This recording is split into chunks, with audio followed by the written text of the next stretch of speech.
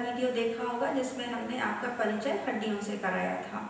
हमने पिछली बार बात की थी कि किस प्रकार हमारा शरीर बहुत सारी हड्डियों से बना है और बहुत सारी हड्डियों की वजह से हमारे शरीर में लचीलापन आता है। हम अपने शरीर को जगह जगह पर मोड़ सकते हैं। और हमने ये भी बात की थी कि अगर हम एक बड़ी सी हड्डी के बने होते तो किस तरह से हम अपनी जगह पर स्थित रह जाते, कहीं भी मूव नहीं कर सकते।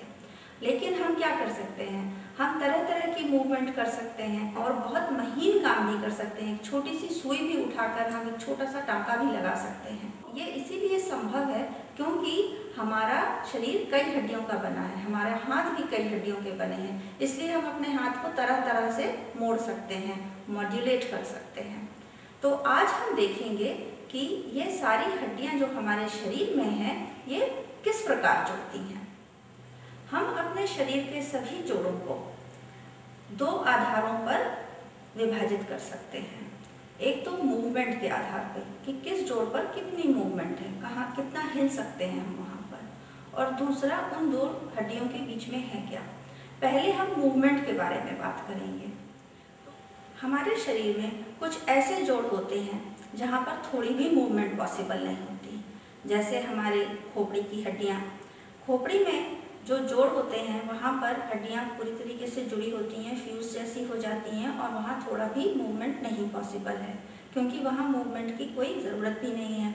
हम अपनी खोपड़ी अगर हिला सकते तो हम अपना ब्रेन भी डैमेज कर सकते थे, दिमाग को भी चोट पहुँच सकती थी जब अगर वहाँ पर थोड़ी सी भी मूवमेंट होती। दूसरे प्रकार के जो जोड़ हैं वहाँ पे थोड़ी सी मूवमेंट पॉसिबल होती है, और ऐसा एक जोड़ है हमारे जबड़े का जोड़। आप ध्यान देंगे कि अगर आप कोशिश करें तो ऊपर का जबड़ा बिल्कुल भी नहीं हिलेगा और नीचे का जबड़ा थोड़ा सा हिलता है, थोड़ा सा ऊपर नीचे और थोड़ा सा साइडवेज। तो यहाँ पर थोड़ी सी मूवमेंट पॉसिबल है। जैसे हमारा ये हाथ है, इसको हम ऐसे कर सकते हैं, तो यहाँ जो मूवमेंट है इन हड्डियों के बीच में, ये भी थोड़ी सी मूवमेंट पॉसिबल है। जो तीसरे तरह का जोड़ है उसमें ढेर सारी मूवमेंट पॉसिबल होती है, जैसे कि हमारे हाथ के जोड़ जो हमें कंधों से जोड़ते हैं, यहाँ पर ये जोड़ सबसे ज़्यादा फ्लेक्सिबल जोड़ है, सबसे ज़्यादा मूवमेंट यहाँ पर पॉसिबल है। इसी प्रकार हमारे कूल्हे में जब पैर की हड्डियाँ जुड़ती हैं तो वो भी काफ़ी फ्लेक्सिबल है, हाथ जितना नहीं, लेकिन वहाँ पर भी काफ़ी मूवमेंट पॉसिबल है। हमारे कोहनी में या घुटने में भी काफ़ी मूवमेंट पॉसिबल है। तो इस प्रकार मूवमेंट के आधार पर तीन कैटेगरीज या तीन ग्रुप्स हुए, जहाँ पर बिल्कुल मूवमेंट पॉसिबल नहीं है, जहाँ पर कुछ मूवमेंट पॉसिबल है और जहाँ पर ढेर सारी मूवमेंट पॉसिबल है। दूसरा तरीका जो जोड़ों को डिवाइड करने का है वो है दो हड्डियों के बीच में कौन सा मटेरियल जोड़ बनाता है उसके आधार पर। हड्डियाँ कभी भी आपस में एक दूसरे से डायरेक्टली नहीं जुड़ी होती, नहीं छूती हैं एक दूसरे को जहाँ पर मूवमेंट होती है। वैसा इसलिए कि जब भी कोई दो मूविंग पार्ट्स होंगे वो आपस में एक दूसरे पर रगड़ेंगे तो रगड़ पैदा होगी, और ये रगड़ तो जो नॉन लिविंग चीज़ें हैं, जैसे कोई इंजन ही है, उसमें अगर लोहा रगड़ेगा तो वहाँ पर डैमेज होगा। और हड्डियाँ तो लिविंग टिश्यू हैं, अगर वो रगड़ेंगी तो उन पर वहाँ चोट पहुँचेगी। हड्डियों में खून का प्रवाह होता है, नर्व्स होती हैं। अगर आप एक हड्डी को तोड़ेंगे तो उसमें से एक्चुअली खून निकलेगा, जैसे कहीं शरीर में काटने से खून निकलता है, इसी तरह से एक जीवित हड्डी जो होती है उसको तोड़ने से खून निकलता है। उसके अंदर खून की नलियाँ होती हैं, नर्व्स होती हैं, वो एक लिविंग टिश्यू है और वो एक बहुत ही इम्पॉर्टेंट फंक्शन, ढांचा प्रदान करने के अलावा दूसरे फंक्शन भी करता है हड्डी, जिसके बारे में हमने अभी बात नहीं की है। तो हमने मूवमेंट के आधार पर तो डिवाइड कर लिया, फिर हमें ये स्ट्रक्चरल मटेरियल जो दो हड्डियों के बीच में है उसके आधार पर डिवाइड करने की क्या ज़रूरत है। हमें इस आधार पर डिवाइड करने की जोड़ों को इसलिए ज़रूरत है क्योंकि जो पहला हमारा तरीका था वो बहुत ही वेग तरीका था, वो एग्जैक्ट नहीं था। हमने किसी भी क्वांटिटी की बात नहीं की, हमने कहा थोड़ी मूवमेंट है, ज़्यादा मूवमेंट है। तो इस तरह के शब्द क्वांटिफाई नहीं करते हैं, एक्यूरेटली कुछ नहीं बताते हैं। जो मेरे लिए थोड़ी सी मूवमेंट है, हो सकता है किसी और के लिए काफ़ी ज़्यादा मूवमेंट हो। तो जो दूसरा तरीका है स्ट्रक्चरल मटेरियल दो हड्डियों के बीच में कौन सा है, वो वाला ज़्यादा अच्छा तरीका है जोड़ों को क्लासिफाई करने का। इस आधार पर हम जोड़ों को 3 भागों में डिवाइड कर सकते हैं, फाइब्रस जॉइंट्स, कार्टिलेजिनस जॉइंट्स और सिनोवियल जॉइंट्स। फाइब्रस जॉइंट्स वो होते हैं जहाँ पर 2 हड्डियों के बीच में फाइब्रस टिश्यू ज्वाइन करता है उनको। कार्टिलेजिनस जॉइंट्स वो जॉइंट्स होते हैं जहाँ कार्टिलेज नाम का टिश्यू 2 हड्डियों को ज्वाइन करता है। और सिनोवियल जॉइंट्स वो होते हैं जहाँ 2 हड्डियों के बीच में एक फ्लूइड होता है, जैसे सिनोवियल फ्लूइड कहते हैं, और जॉइंट्स पर एक कैप्सूल सा बना रहता है जिसके अंदर ये जगह है जिसे कैविटी कहते हैं, और कैविटी के अंदर फ्लूइड है उसे सिनोवियल फ्लूइड कहते हैं। इसका काफ़ी एक अच्छा सा इलेबोरेट स्ट्रक्चर होता है जिसके बारे में हम बात करेंगे बाद में। फाइब्रस जॉइंट्स में 2 हड्डियां आपस में फाइब्रस कनेक्टिव टिश्यू के द्वारा जुड़ी होती हैं, मतलब 2 हड्डियां जो जुड़ने वाली हैं वो, और उनके बीच में होगा fibrous connective tissue. Fibrous connective tissue क्या है? फाइब्रस कनेक्टिव टिश्यू एक ऐसा टिश्यू है, मतलब एक ऐसा ग्रुप ऑफ सेल्स है जिसमें कुछ सेल होते हैं और वो पदार्थ बना बनाकर सेल के बाहर छोड़ते रहते हैं। तो एक गाढ़े सूप जैसे मैट्रिक्स के अंदर ये सेल होते हैं, और ये बाहर का पदार्थ क्या है? बाहर का जो पदार्थ है जो सेल्स ने बनाकर बाहर छोड़ा हुआ है उसमें होते हैं कार्बोहाइड्रेट्स जो काफ़ी सारा पानी एब्जॉर्ब करके रखते हैं, इसीलिए ये गाढ़े सूप जैसा हो जाता है। और इसके अलावा इसमें होते हैं प्रोटीन्स। सबसे इम्पॉर्टेंट प्रोटीन होगा कोलेजन। कोलेजन एक ऐसा प्रोटीन है जिसे हम फाइब्रस प्रोटीन कहते हैं। ये पानी में घुलता नहीं है और ये बहुत ही स्ट्रांग होता है। तो जहाँ पर ज़्यादा स्ट्रेस की ज़रूरत है, जहाँ ज़्यादा स्ट्रेस बर्दाश्त करने की ज़रूरत होगी, वहाँ ये कोलेजन प्रोटीन पाया जाएगा। दूसरा प्रोटीन होता है इलास्टिन प्रोटीन। ये एक इलास्टिक की तरह हुआ, अगर आप इसे खींचेंगे तो ये खींच जाएगा काफ़ी हद तक, और जब छोड़ देंगे तो एक रबर बैंड की तरह वापस अपने पुराने शेप पर आ जाएगा। तो ये तो हुआ कनेक्टिव टिश्यू। अब फाइब्रस कनेक्टिव टिश्यू में ये स्पेशल है कि जो इसका बाहर का मैट्रिक्स है, जिसे हम गाढ़ा सूप कह रहे हैं, उसमें ढेर सारे फाइब्रस प्रोटीन होंगे, ढेर सारा कोलेजन होगा, तो वो फाइब्रस कनेक्टिव टिश्यू हो जाएगा। और अगर ये कोलेजन फाइबर्स, मतलब कोलेजन प्रोटीन के जो बंडल्स हैं, अगर ये एक ही दिशा में सारे अरेंज्ड होंगे तो इसको हम कहेंगे रेगुलर फाइब्रस कनेक्टिव टिश्यू। और अगर ये कोलेजन के बंडल्स और दूसरे प्रोटीन्स किसी भी हैपहैज़र्ड कैसे भी अरेंज्ड होंगे, हर दिशा में पड़े होंगे, तो वो कहलाएगा इर्रेगुलर फाइब्रस कनेक्टिव टिश्यू। तो ये फाइब्रस जॉइंट्स हमारे शरीर में कहाँ पर पाए जाते हैं? ये हमारे शरीर में उन जगहों पर पाए जाते हैं जहाँ पर बहुत ज़्यादा मूवमेंट पॉसिबल नहीं होती है। तो या तो बिल्कुल मूवमेंट नहीं होगी या थोड़ी सी मूवमेंट ऐसे जॉइंट्स पर होगी। एक जगह जहाँ पर ये जॉइंट पाया जाता है, आप गैस कीजिए, अभी मैंने बताया था कहाँ पर बहुत कम मूवमेंट या नहीं है, खोपड़ी में। तो ये जॉइंट्स खोपड़ी में पाए जाते हैं। अब हमारे शरीर में ये फाइब्रस जॉइंट्स कहाँ पाए जाते हैं, ये देखने के लिए मैं आपको फिर से इस स्केलेटन से मिलवाती हूँ। तो हम यहाँ इसकी खोपड़ी की तरफ देखें तो आप देखेंगे ये हड्डियाँ हैं, और इन हड्डियों के बीच में जिगजैग जैसी लाइन लग रही है। ऐसे लग रहा है जैसे सिला हुआ है। जहाँ भी ये 2 हड्डियाँ मिलेंगी आपको वो सिलाई जैसा प्रतीत होगा। ये एक्चुअली फाइब्रस जॉइंट है। तो छोटे छोटे फाइबर से ये दोनों हड्डियाँ एक दूसरे से जुड़ी हुई हैं। जहाँ पर बिल्कुल भी मूवमेंट नहीं है वहाँ पर ये फाइबर्स बहुत छोटे छोटे होंगे, जैसे इस केस में है। इसके अलावा फाइब्रस जॉइंट्स हमारे दांत को हमारे जबड़े से जोड़ते हैं। तो कोलेजन की एक लिगामेंट होती है, कोलेजन का जो बुनकर एक रस्सी सी बनती है उसको हम लिगामेंट कहते हैं। वो दांत को दांत के जबड़े के सॉकेट में से जोड़ती है। इसके अलावा फाइब्रस जॉइंट्स हमारे हाथ में यहाँ पर भी पाए जाते हैं। तो ये अल्ना है और ये रेडियस है, और इसके बीच में पूरी एक शीट फाइब्रस कनेक्टिव टिश्यू की होती है जो इन दोनों हड्डियों को जोड़ती है। इसके अलावा हमारे पाँव में भी फाइब्रस जॉइंट पाया जाता है। यहाँ पर टिबिया और फिबुला फाइब्रस जॉइंट से जुड़े हुए हैं। दूसरे तरह का जो जॉइंट है वो है कार्टिलेजिनस जॉइंट।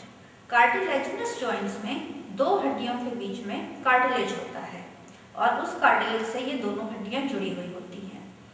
अब कार्टिलेज क्या है? कार्टिलेज भी एक तरह का कनेक्टिव टिश्यू है। इसका अर्थ है कि इसमें कुछ सेल होंगे और वो सेल कुछ पदार्थ बनाकर बाहर रखेंगे और उस गाढ़े सूप में ये सेल होंगे। और इस गाढ़े सूप में क्या क्या होगा? इस गाढ़े सूप में कार्बोहाइड्रेट्स हैं जो काफ़ी सारा पानी एब्जॉर्ब करके रखते हैं। इनफैक्ट 80% कार्टिलेज जो होता है वो पानी होता है। और उसके अलावा उसमें प्रोटीन फाइबर्स होंगे और बीच में सेल होंगे जिन्हें हम कॉन्ड्रोब्लास्ट कहते हैं। अब अगर ये आर्टिकुलेटिंग कार्टिलेज मतलब कि जो दो हड्डियों को जोड़ने वाला कार्टिलेज है वो अगर हाइलेन कार्टिलेज है तो हम उसे कहेंगे हाइलेन कार्टिलेजिनस जॉइंट। अब हाइलेन कार्टिलेज क्या है? ये वो कार्टिलेज है जिसमें बहुत ही महीन प्रोटीन फाइबर्स पाए जाते हैं और वो अलग से विजिबल नहीं होते, अलग से दिखते नहीं हैं। और अगर इसको फ्रेश काटा जाए तो ये एक फ्रॉस्टेड ग्लास जैसे वो कचकड़ा प्लास्टिक जैसा दिखेगा। इसीलिए इसको हाइलेन कहते हैं क्योंकि हाइलेन का मतलब है ग्लास। और दूसरे तरह का कार्टिलेज है फाइब्रो कार्टिलेज।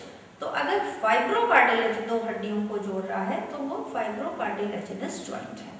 हाइलेन कार्टिलेज और फाइब्रो कार्टिलेज में ये फर्क है कि फाइब्रो कार्टिलेज में प्रोटीन फाइबर्स काफ़ी सारे होते हैं, प्रचुर मात्रा में उपलब्ध होते हैं। और ये फाइब्रो कार्टिलेज में प्रोटीन फाइबर्स एक ही दिशा में भी अरेंज हो सकते हैं और हैप्पैज़ार्ड मतलब हर किसी दिशा में भी अरेंज हो सकते हैं।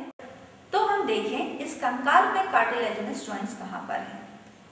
ये स्टर्नम है, हमने इसके बारे में बात की थी। और ये है पहली पसली। तो पहली पसली स्टर्नम से हाइलेन कार्टिलेज के द्वारा जुड़ी होती है। तो एक जोड़ यहाँ पर है और एक जोड़ यहाँ पर है और ये दोनों जोड़ हाइलेन कार्टिलेज के बने हुए हैं। पहली पसली का स्टर्नम से और पहली पसली के दूसरा जो जोड़ा है। और दूसरी जगह जहाँ हाइलेन कार्टिलेज से हड्डी का जोड़ बना हुआ है वो है हमारे लॉन्ग बोन्स। हमारे हाथ के लॉन्ग बोन्स ये लॉन्ग बोन्स हैं और हमारे पैर में जो ये बोन्स हैं। ये देखने में तो एक ही हड्डी लग रही है और कहेंगे कि ये जोड़ क्यों कहलाती है, लेकिन ये हड्डी बढ़ सके। अब हमने खोपड़ी की बात की थी कि जब आप छोटे होते हैं आपकी खोपड़ी बड़ी होती जाती है, पर आपके हाथ पांव भी तो बड़े होते जाते हैं। तो ये हड्डी कैसे बढ़ेगी? इस हड्डी के बढ़ने की ऐसी व्यवस्था है कि बीच में ये हड्डी है, किनारे पर ये हड्डी है, लेकिन इस बीच की हड्डी के और किनारे के बीच में एक कार्टिलेज का बैंड है, कार्टिलेज का पट्टा है, हाइलेन कार्टिलेज का, और वहां पर से ये हड्डी बढ़ती है। तो कार्टिलेज बढ़ेगा, फिर उसको हड्डी रिप्लेस करेगी और इस तरह से ये हड्डियां लंबी होती चली जाएंगी और आप भी लंबे होते चले जाएंगे। तो ये जहाँ पर कार्टिलेज का एक पट्टा होता है उसे हम कहते हैं एपिफिजियल प्लेट, क्योंकि इसको हम कहते हैं डायफिसिस और ये जो एंड्स हैं इनको हम कहते हैं एपिफिसिस। और जो बीच में कार्टिलेज का पट्टा है दोनों तरफ वो है एपिफिजियल प्लेट और वो हाइलेन कार्टिलेज की बनी होती है। अब हम देखें कि फाइब्रो कार्टिलेजिनस जॉइंट्स हमारे शरीर में कहाँ पाए जाते हैं। एक तो यहाँ पर ये हमारे पेल्विक गर्डल है और ये दो हड्डियों से बना हुआ है। ये दो हड्डियाँ पीछे जाकर सेक्रम से जुड़ रही हैं और आगे एक दूसरे से जुड़ी हुई हैं। तो जो ये पेल्विक गर्डल की दो हड्डियाँ आपस में एक दूसरे से जुड़ती हैं वो फाइब्रो कार्टिलेज से जुड़ती हैं।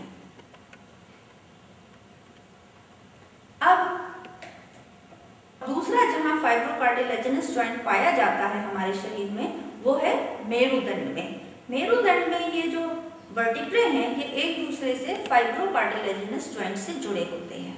तो आइए देखें ये फाइब्रो कार्टिलेजिनस जॉइंट्स कैसे होते हैं। इसमें ठीक से नहीं दिखेगा इसलिए मैं मॉडल से दिखाऊंगी। तो ये एक मॉडल है। इस ऊपर वाले भाग को हम एक रीढ़ की हड्डी माने और दूसरे को दूसरी रीढ़ की हड्डी माने। तो एक वर्टिब्रा ये हुई और एक ये हुई।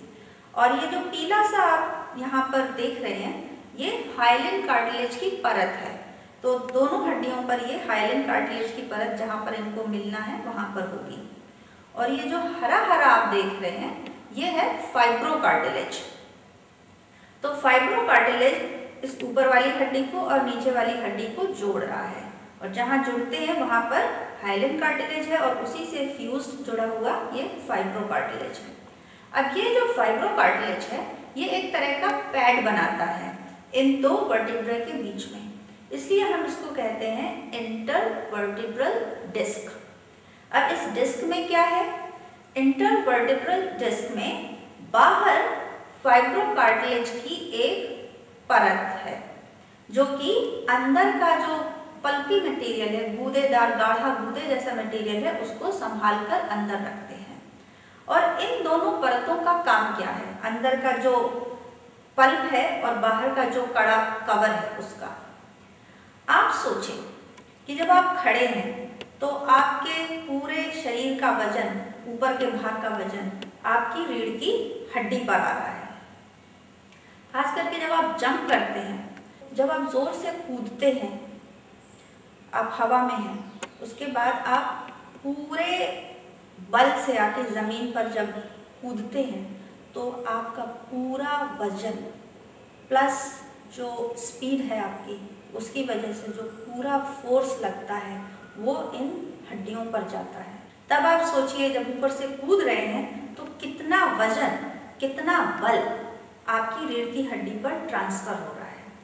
आप सोफे पर कूदते हैं या बेड पर कूदते हैं तो आपको मना किया जाता है कि मत कूदो, बिस्तर टूट जाएगा।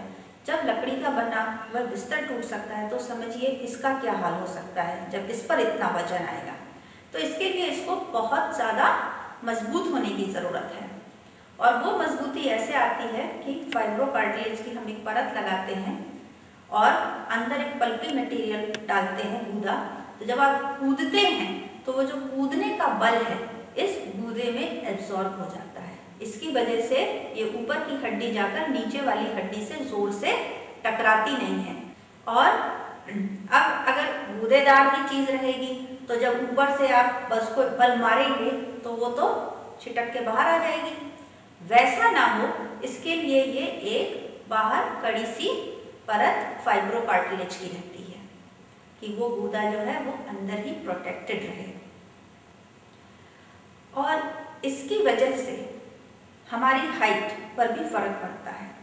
जब आप सुबह उठते हैं तो ये गूदा पूरी तरह से फूला हुआ अपने आकार में होता है, इसमें जितना पानी होना चाहिए उतना होता है, तो आपकी हाइट कुछ होती है। फिर सारा दिन जब आप खड़े रहते हैं या बैठे रहते हैं तो इस पर प्रेशर आता है और ये दबता है। तब आप जब सोने जाएंगे रात को तो आप देखेंगे, अगर आप नापें, कि आपकी हाइट आधा से पौना इंच कम हो जाती है। मैं कहूँगी कि आप ये करके देखिए, सुबह उठिए, अपनी हाइट अच्छे से नापिए ताकि गलती का उसमें ज़्यादा वो गुंजाइश ना रह जाए, और फिर रात को सोते वक्त फिर देखिए ये डिफरेंस, ये चेंज आप देखेंगे। आपने ये भी देखा होगा कि बूढ़े लोग हाइट में थोड़े कम दिखने लगते हैं। आप देखेंगे कि ग्रैंड पेरेंट्स को आपने कभी देखा कि वो इतने लंबे थे, अब जैसे जैसे समय बीतता जा रहा है, आप बड़े होते जा रहे हैं, उनकी हाइट कम होती जा रही है।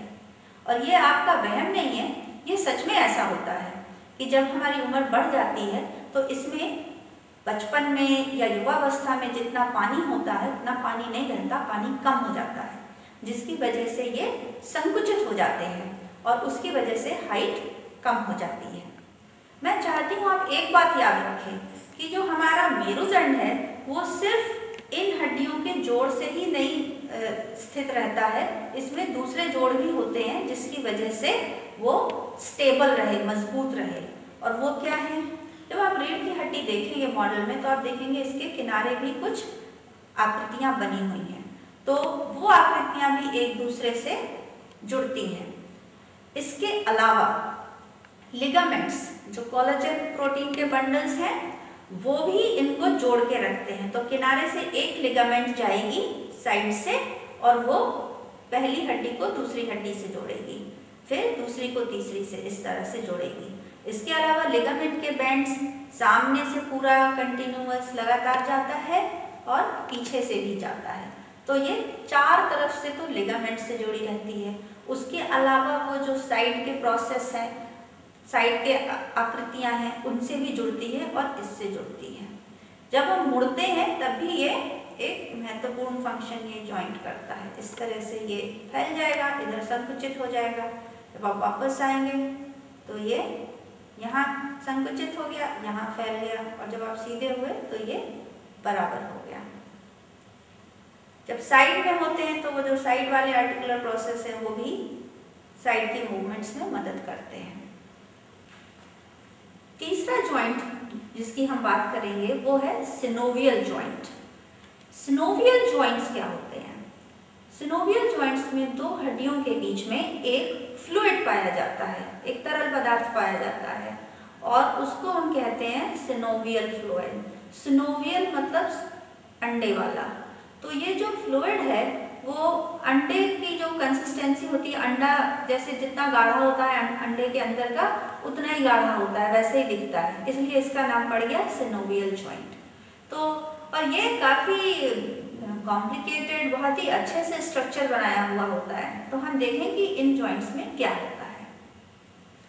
जिन हड्डियों में ज़्यादा मूवमेंट की ज़रूरत होती है वो सिनोवियल जॉइंट्स द्वारा जुड़ी होती हैं। ये सभी हड्डियाँ जो सिनोवियल जॉइंट से जुड़ रही हैं उनमें एक आर्टिकुलर कार्टिलेज होता है, मतलब हड्डियों के एंड पर कार्टिलेज की एक परत होती है जो कि हाइलन कार्टिलेज होता है।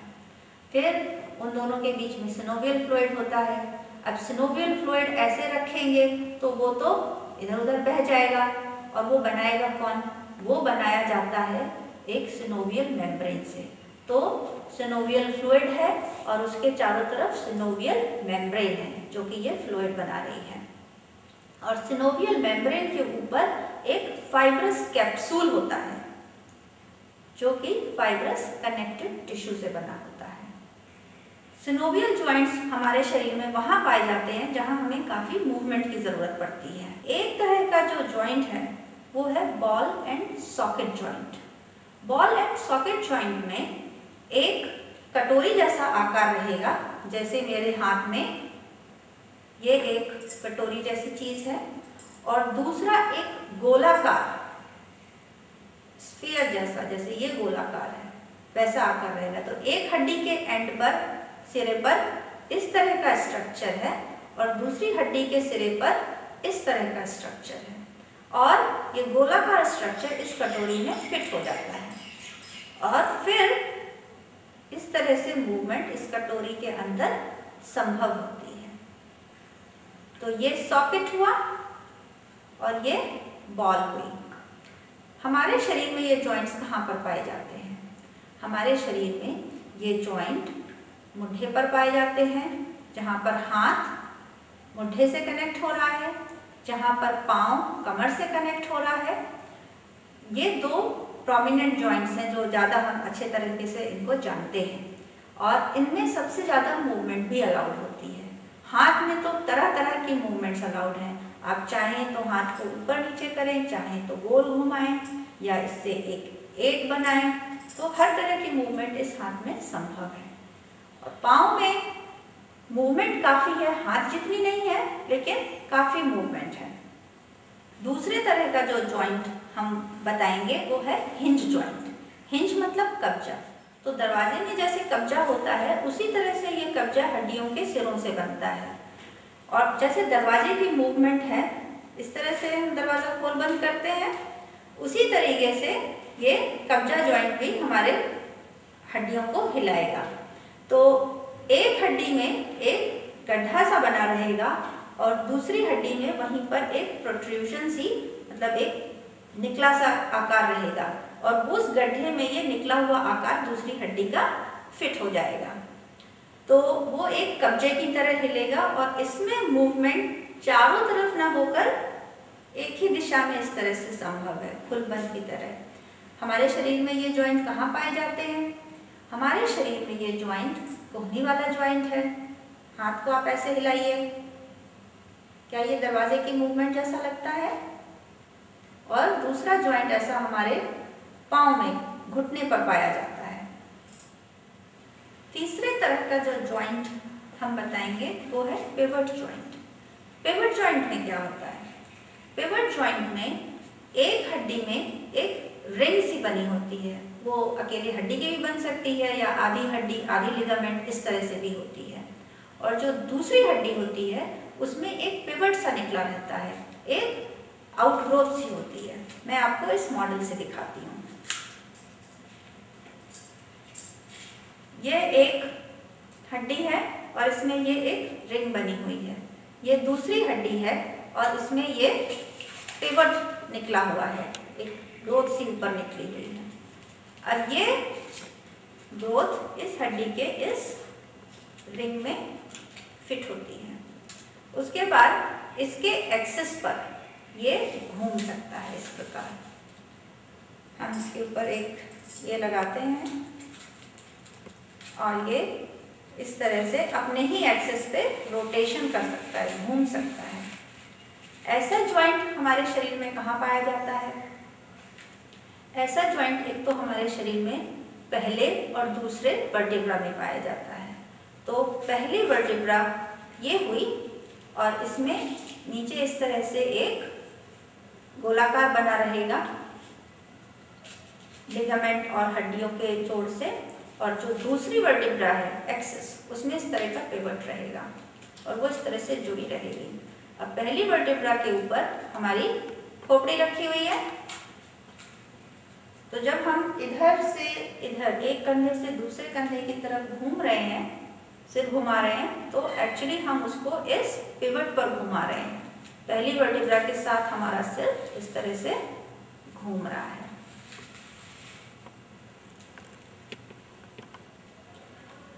इसके अलावा पिवट जॉइंट हमारे अल्ना और रेडियस के बीच में भी होता है। अल्ना रेडियस हमारे हाथ की हड्डियां हैं, अंदर वाली अल्ना है और बाहर की रेडियस है।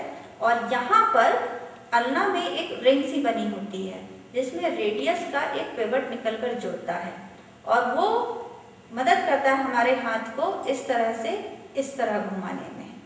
तो अभी अल्ना रेडियस एक दूसरे के बराबर पड़ी हुई है। जब हम हाथ हिलाते हैं इस तरह से तो वो अपने ही एक्सिस पे घूम जाता है और अल्ना और रेडियस एक एक्स बना लेते हैं, क्योंकि अब रेडियस इस तरह से है और अल्ना इधर इस तरह से जा रही है।